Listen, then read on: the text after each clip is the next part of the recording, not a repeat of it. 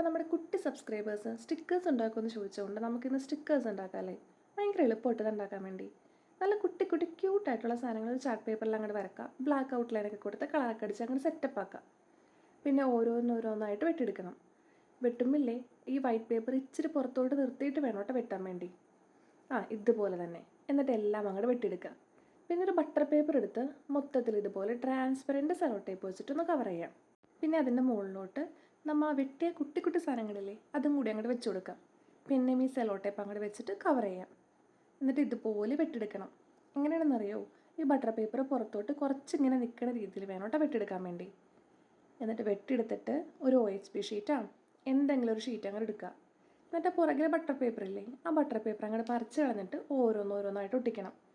ഇച്ചിരി വെള്ളം തൊട്ടാൽ മതി, ബട്ടർ പേപ്പർ പെട്ടെന്ന് അങ്ങോട്ട് പോന്നോളും. അപ്പോൾ ഇത്രേ ഉള്ളൂ കേട്ടോ. അപ്പോൾ വീഡിയോ ഇഷ്ടമായിക്കഴിഞ്ഞാൽ സബ്സ്ക്രൈബ് ചെയ്യാൻ മറക്കല്ലേ, അതുപോലെ തന്നെ ഒരു ലൈക്കും.